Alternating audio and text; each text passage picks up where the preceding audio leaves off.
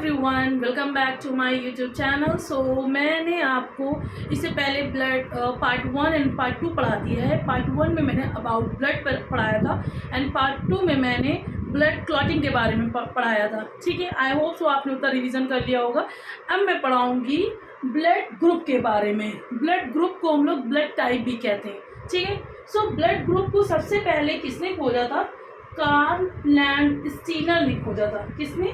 और अगर हम बात करें father of red blood cell की, तो वो कौन है? Antony van Leeuwenhoek. ठीक है, ये बात क्लियर हो गई।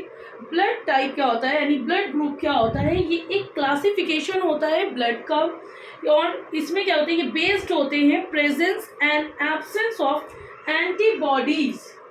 किसकी प्रेजेंस होता है? एब्सेंस एंटीबॉडीज और and inherited antigenic substances on the surface of red blood cell. ठीक है, इतना ये क्लियर हो गया।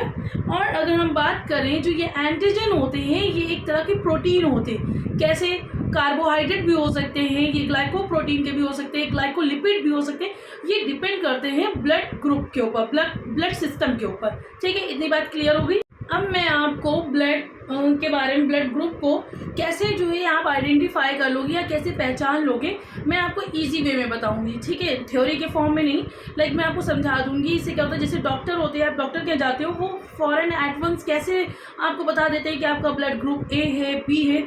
आई होप सो इस स्लाइड को समझाने के बाद आप खुद से अपना ब्लड ग्रुप फाइंड आउट कर सकते हो। बट बशर्त ये है कि इसमें आपके पास माइक्रोस्कोप होना चाहिए, क्योंकि क्या होता है कि ये इतना इसका स्ट्रक्चर इतना सूक्ष्म होता है, इतना छोटा होता है कि आप उसको अपनी नेकेड आई से नहीं देख सकते हो। ठीक है, तो क्या करते हैं, चलिए हम पढ़ते हैं। ब्लड मैंने इससे पहले वाली स्लाइड में आपको पढ़ाया था, यानी वीडियो में पढ़ाया था पार्ट 2 में। ब्लड के दो टाइप है, एक था प्लाज्मा, दूसरा आपका था कार्पल्सल्स। कार्पल्सल्स में 3 टाइप्स थे, आरबीसी, डब्ल्यूबीसी एंड प्लेटलेट्स। तो हम यहाँ पे उसका कोई काम नहीं है, तो हम इस तरीके से पढ़ लेंगे। प्लाज्मा तो है ही। प्लाज्मा क्या होता है? लिक्विड पार्टिकल होता है, एंड इसमें आरबीसी सबसे बड़ा पोर्शन होता है, और ये क्या होता है? आपका हार्ड पार्टिकल्स होता है। ठीक है, प्लाज्मा में हमारा एंटीबॉडी होता है, जिसको small a and small b से डिनोट करते हैं। और हमारा ये जो आरबीसी होता है, इसमें antigen capital A capital B होते हैं। इसको ब्लड ग्रुप से हम लोग डिफाइन करते हैं। एंटीबॉडी का स्ट्रक्चर अगर देखा जाए, आप माइक्रोस्कोप से देखोगे तो इस तरीके से नजर आता है, लेकिन आप कभी भी जब पढ़ते हो तो ये पूरा स्ट्रक्चर नहीं लेते। हम लोग एक सिंपल सा ये वाइट टाइप स्ट्रक्चर ले लेते हैं। ठीक है, इसी से हम लोग इसको समझा देते हैं। तो इतनी बात क्लियर हो गई। अब हम बात करते हैं ग्रुप की। चलिए पहले मैं इसको जो है रब कर देती हूँ।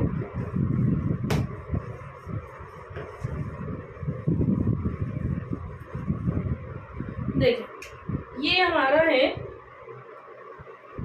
ग्रुप ए, ये हमारा है ग्रुप बी। ठीक है, ये हमारा ग्रुप ए बी, और ये है ग्रुप ओ। ठीक, अब क्या करेंगे, जैसे आप ये हम इसको इस तरह से स्ट्रक्चर बनाएंगे।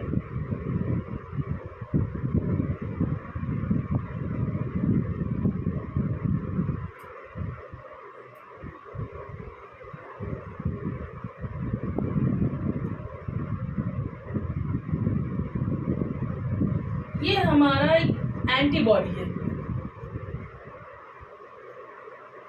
ठीक है, एंटीबॉडी बी, वो इसलिए होगा, एंटीबॉडी को हम लोगों ने स्मॉल से लिखना है। ठीक है, अब क्या होगा, ये देखिए जैसे इसका टाइनी स्ट्रक्चर है, तो अगर यहाँ पर हम एंटीबॉडी ए ले लेंगे तो एंटीबॉडी ए का जो स्ट्रक्चर होता है इस तरीके से होगा। सो ये क्या करेगा, ये जो इसका V like a like structure होता है एरो टाइप का, ये सब फर्स्ट जाएगा। जब फर्स्ट जाएगा तो ये जब हमारे बॉडी में ऐसे रन करेगा तो यहाँ पे क्लॉटिंग फॉर्म कर लेगा, जिससे कि ये आगे बढ़ नहीं सकता। अब इसको भी फ्री होना है, इसको भी फ्री होना है, तो इसका जो हमको लेना है इस तरीके से। एंटीबॉडी का स्ट्रक्चर ये यू लाइक होता है, एंड ये हमारा जो ब्लड ग्रुप है इसमें जो है ये ए इसे टाइनी स्ट्रक्चर है, तो क्या होगा, ये इसमें फंसेगा नहीं, ये दोनों अपना फ्री होकर चलते रहेंगे। तो जब भी हम लोग क्या करते हैं, स्लाइड में चेक करते हैं, तो माइक्रोस्कोप में जैसे ही ये टाइनी लाइक स्ट्रक्चर नजर आता है तो समझ जाते हैं कि वहां पर ब्लड ग्रुप ए है। आई होप तो ये समझ में आ गया होगा। अब इसी की बी की बात करें,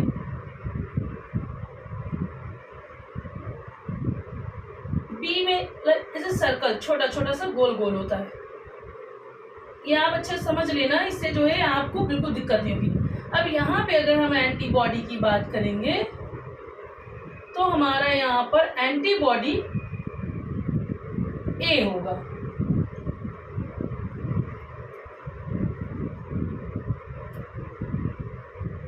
ठीक है।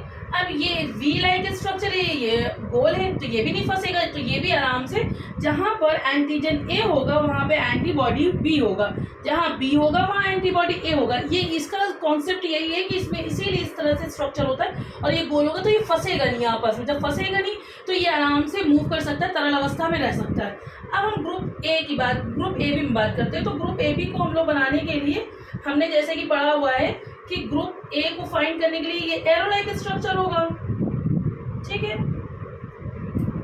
और ग्रुप बी में होगा सो से गोल। अब यहाँ पे बात आ जाती है कि यहाँ पे एंटीबॉडी कौन सा होगा। अगर हम यहाँ पे एंटीबॉडी ये वाला लेते हैं तो वो इसमें फंस जाएगा, तो तब भी ये जो है गाढ़ा हो जाएगा, आई मीन जम जाएगा, और तब भी ये फ्लो मतलब फ्लो नहीं कर पाएगा। और अगर हम ये वाला लेते हैं antibody A be like structure, वो इसमें फंस जाएगा। तो इसका मतलब इसमें कोई भी एंटीबॉडी नहीं होता है, क्या कोई भी एंटीबॉडी नहीं होगा। फिर अब ग्रुप ओ की बात करते हैं। ग्रुप ओ को अगर जनरली देखा जाए तो ये जीरो का मतलब होता है, इसका मतलब होता है जीरो, यानी कुछ भी नहीं है इसमें। इसमें ना ही ये टाइनी लाइक स्ट्रक्चर है, ना ही ये ओवल लाइक स्ट्रक्चर है जिससे ये ए बी को डिफाइन करे। इसका मतलब ये ओ को कर रहा है। जब ओ को कर रहा है, अगर हम इसमें एंटीबॉडी लेंगे तो दोनों एंटीबॉडी आ जाएगी इसमें, क्योंकि दोनों का ही नहीं फंसना है। ये हमारी बी एंटीबॉडी, ये हमारी ए एंटीबॉडी। तो यहाँ पे आपको समझ में आ गया होगा। अब ये एंटीबॉडी का काम क्या होता है, ये प्रोटेक्शन करती है, ठीक है। तो अब हम बात करें जिस ह्यूमन बॉडी में ब्लड ग्रुप ओ होता है उसमें दो दो जो है आपकी प्रोटेक्शन करने वाली एंटीबॉडी है, like A B B B, यानी जो ब्लड ग्रुप ओ जिनका होता है वो बहुत कम बीमार पड़ते हैं। क्या होता है, बहुत कम बीमार पड़ते हैं। और जिनमें ग्रुप ए बी की अगर बात करें तो उसमें कोई भी एंटीबॉडी नहीं होती है, तो वो जल्दी बीमार पड़ जाते हैं। ये नॉर्मल है, ये नॉर्मल है, बट इसमें दो एंटीबॉडी है इसलिए कम बीमार पड़ेंगे, ज़्यादा बीमार पड़ेंगे। आई होप से इस तरीके का स्ट्रक्चर आपको याद हो जाएगा, और ये बहुत इजी वे है आपको समझाने के लिए भी और आपके समझने के लिए भी। अब मैं इसको, अभी जो मैंने एक चार्ट पढ़ाया था अलग अलग करके, अब मैंने इसको एक चार्ट के फॉर्म में आपको समझाने के लिए लिख दिया, जिससे आपका कंपैरिजन हो जाए और आप अच्छे से याद कर लो। क्या होगा, देखिए मैंने बनाया हुआ है आरबीसी, ठीक है, blood group A, group B, group A B and O, ठीक है। यहाँ पे लिखा है antibodies in plasma and antigen in blood, ठीक है। अब ये देखिए मैंने अभी स्ट्रक्चर बताया था कि ए में जो होता है टाइनी लाइक ए टाइप का स्ट्रक्चर होता है, ये तिकोना टाइप का, ट्राइंगल टाइप का, ठीक है। बी में क्या था, जैसे बी में हाफ सर्कल बनते तो हाफ सर्कल टाइप का, एंड ए बी में क्या था, दोनों हो जाएगा, tiny and circle type, and O में क्या था, कोई भी नहीं। ये हमारा आरबीसी का स्ट्रक्चर है। अब एंटीबॉडीज इन प्लाज्मा, अब इसमें जो ग्रुप ए होगा उसमें कौन सा एंटीबॉडी होगा, ऑब्वियसली बी होगा। अगर हम इसमें ए एंटीबॉडी डाल देंगे तो ये क्लॉट हो जाएगा और ये जो है आगे फ्लो नहीं कर पाएगा। तो यानी जहाँ पर ये ग्रुप ए की बात होगी वहाँ एंटीजन ए होगा और एंटीबॉडी बी होगी, और जहाँ ये ग्रुप बी की बात होगी वहाँ एंटीजन बी होगा एंड एंटीबॉडी ए होगी, और जहाँ ए बी की बात होगी वहाँ कोई भी एंटीबॉडी नहीं है। ये मैंने अभी पिछली स्लाइड में आपको समझाया था कैसे। और एंटीजन ए बी दोनों होगा, और ओ की बात करेंगे तो एंटीबॉडी ए बी दोनों होगी और ये दोनों नहीं होगा। अगर हम बात करते हैं कोई भी ब्लड ग्रुप बी वाला ह्यूमन है, वो क्या करेगा, ए वाले को ब्लड ग्रुप देगा। जैसे ही उसने इसको ब्लड ग्रुप दिया तो हमें ये पता है कि इसमें जो है एंटीबॉडी कौन सी पाई जाती है, हमारी ए, ठीक है। और हमारी इसमें जो ए में होती है एंटीबॉडी कौन सी पाई जाती है, बी। अब ये बी वाला क्या है, ये इसके जो सर्कल से फॉरन के फॉरन फॉर्म कर लेगा और क्लॉट कर देगा और इसमें कोई भी फ्लो नहीं हो पाएगा, यानी नो फ्लो एंड ह्यूमन की सडन डेथ हो जाएगी। ठीक है, ये बात आपको क्लियर हो। अब मैं यहाँ पर आपको बताऊंगी RH फैक्टर क्या होता है। RH फैक्टर को सबसे पहले इसको रिसर्च फैक्टर भी कहते हैं, क्योंकि एक रिसर्च नामक एक बंदर होता है, उस बंदर में इस RH फैक्टर को पहले सर्च किया गया था, क्योंकि इसके नाम पे सर्च किया गया था, तो इसके नाम के पहला RH ले लिया गया। और अगर इसकी जो क्वालिटी है या फिर जो भी इसमें पाया गया वो किसी भी ह्यूमन में या एनी अदर मैमल्स में पाया जाता है, तो क्या करते हैं, उसको पॉजिटिव करते हैं। बायोलॉजी लैंग्वेज में क्या होता है, जैसे किसी भी चीज़ का पाना तो वो पॉजिटिव, जैसे HIV वायरस का पाना तो HIV पॉजिटिव और नहीं पाया गया तो नेगेटिव। ठीक है, तो यही चीज़ है। अगर इसमें उन्होंने क्या करा है, इन्होंने एक बंदर ले लिया और उसमें जो है इन्होंने ब्लड ग्रुप देखा, जैसे ये उन्होंने देखा ये A ब्लड ग्रुप है और इसमें ये तो स्ट्रक्चर था ही, ठीक है, तो ये समझ गए A है, लेकिन इनको एक अलग सा ये स्ट्रक्चर ऐसा नजर आया, चौकोर चौकोर। इन्होंने सोचा ये क्या है, ये तो मैंने पहली बार देखा। वीनर ने सर्च किया था, ठीक है। इसको अब क्या बात करेंगे कि इन्होंने जब देखा तो इन्होंने दूसरा बंदर उठाया, दूसरे बंदर को भी देखा तो उसमें ब्लड ग्रुप B था, उसमें ऐसा कुछ भी नहीं पाया गया। फिर इन्होंने क्या करा, इन्होंने बहुत सारे बंदर लिए और सबके ब्लड ग्रुप टेस्ट करे, तो किसी में ये पाया गया और किसी में नहीं पाया गया। तो इन्होंने ये जज कर लिया जिसमें ये पाया जाएगा उसको ये कह देते हैं RH पॉजिटिव। क्या बोल देंगे, RH पॉजिटिव। अब जैसे ब्लड ग्रुप O है, उसको अगर बनाना है RH पॉजिटिव, तो इसमें ना A भी होगा, तो इसमें सिर्फ और सिर्फ ऐसे चौकोर चौकोर पाया जाएगा। तो इसको हम लोग, और इसमें एंटीबॉडी तो दोनों ही होगी।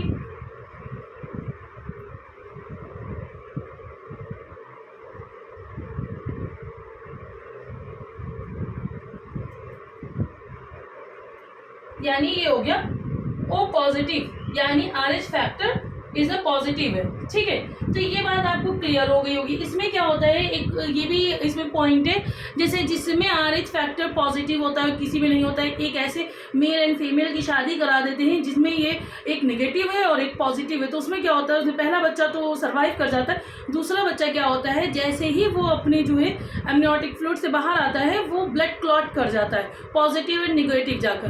तो क्या होता है, इसमें सेकेंड बेबी सर्वाइव नहीं कर पाता है। ठीक है, इसको एक डिसीज बोलते हैं इरिथ्रोब्लास्टोसिस। कौन सी डिसीज बोलते हैं, इरिथ्रोब्लास्टोसिस।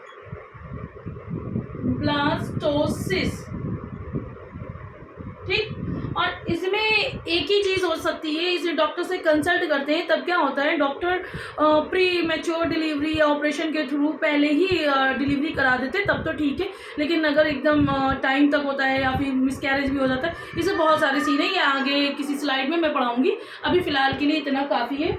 और एक और चीज़ इसमें जान लेते हैं, जैसे कि अगर डोनर की बात करें, डोनर हमेशा नेगेटिव होगा, जो अपना दे देगा मतलब कुछ भी अमाउंट वगैरह, तो ऑब्वियस सी बात है उसमें नेगेटिव आ जाएगा। एंड रिसीवर हमारा जो क्या हो जाएगा, AB पॉजिटिव। ठीक है, इतनी बात क्लियर हो गई। आई होप सो आपको ये समझ में आ गया होगा, इसलिए आप इसको याद कर लीजिएगा और प्लीज़ मेरी वीडियो को शेयर करिएगा, लाइक करिएगा और सब्सक्राइब तो ज़रूर करिएगा और करवाइएगा भी। Thank you so much.